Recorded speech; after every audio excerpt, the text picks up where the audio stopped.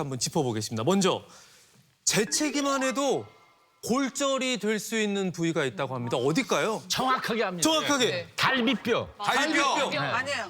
재채기 하다가 제가 허리가 아파져가지고 병원을 갔거든요. 네, 네. 그래서 허리. 근데 남편분이 그걸 모르셨어요? 이 사람은 관심이 없어요. 나 없을 때 간다 본데. 그럼. 자기 아니는 사람.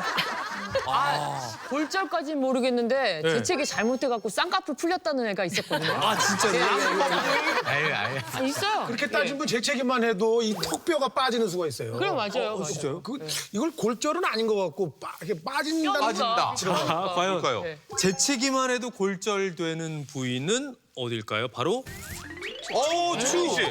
당신이 척추네요. 무섭다. 제가 경험했기 때문에 알아요. 말씀하신 것도 맞으세요. 갈비뼈도 물론 부러질 수 있는데 예. 정말 심하신 분들 같은 경우에는 그러니까 골다공증이 너무 심하신 분들 같은 경우에는 이제 재채기만 해도 이제 척추에 골절이 생길 수 있습니다. 이 골다공증은 모든 골절을 조심해야 되긴 하지만 그 중에서 뭐 신경이 눌릴 수도 있고 보행이 힘들 수도 있기 때문에 특히 척추의 골절을 이제 주의하셔야 됩니다.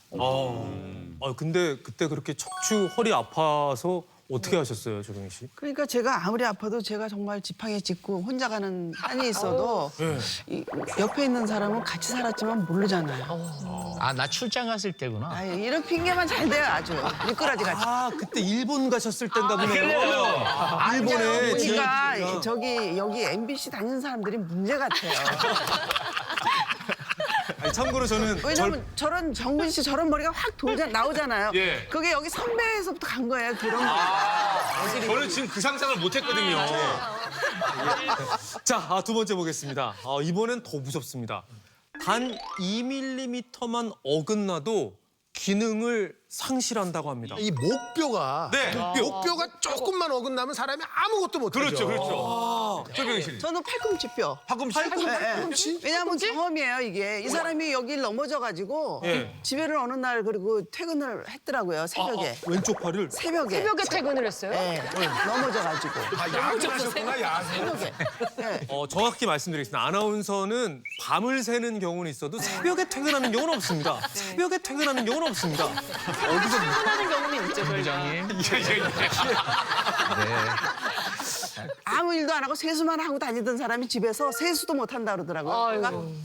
요거 조금만 어긋났는데도 기능을 완전히 상실한 거 보면 예. 여기 뼈 아닐까. 아, 근데 저게 손가락 있죠? 손가락이요? 손가락을 2mm만 이게 잘못되면 2mm면 잘못되면 손가락 전혀 못 써요. 손가락이 그다음에 아예. 발목 같은데. 발목 조금만 2mm만 잘못되면 걷지도 못해 이건. 그럴까요? 자, 보겠습니다. 바로 손목입니다. 손목을 없었어요. 손목입니다. 넘어지면서 이제 반사적으로 손 되게 그렇게 돼. 그렇죠. 그렇게 다치죠. 그래서 골다공증성 골절 중에서 손목 골절도 아주 많은 편이고요.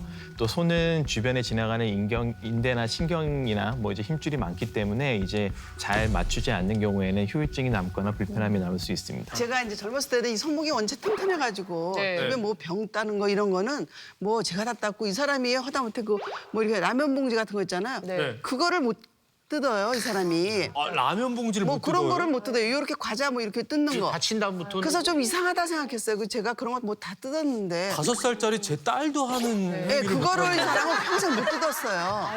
그랬는데 요즘에 와서 제가 이렇게 뭐를 이렇게 힘을 써가지고 하려고 그러다 보면 그게 안 되더라고. 그래서 내가 막 무시를 했었는데. 불량 제품들이 있더라고요. 이게 잘안 나이 되는. 이렇게 되니까 조금 요즘에 와서는 제가 그런 거를 잘 못해요. 손목 골절로 내원한 사람 440명을 우리가 조사를 해봤더니 실제로 남성보다 여성이 손목 골절이 되는 확률이 2.5배 많았습니다. 갱년기가 되면 호르몬에 모든 뼈가 영향을 받고요. 원래 태어난 것 자체가 우리가 여자가 손목 뼈가 좀 약하고 근육이 적잖아요. 거기에다가 나이가 드시면은 우리 몸속에 효소들이 부족해지니까 혈액을 만드는 기능은 줄어들면서 일은 또 많이 하잖아요. 우리가 120세 장수 시대라.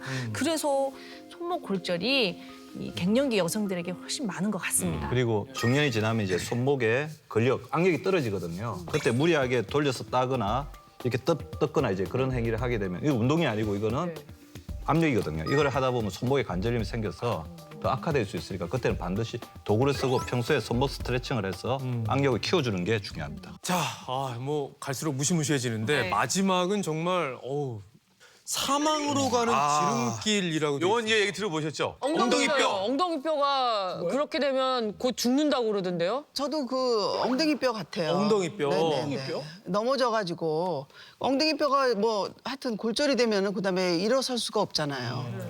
이거 해골. 아이씨. 해골?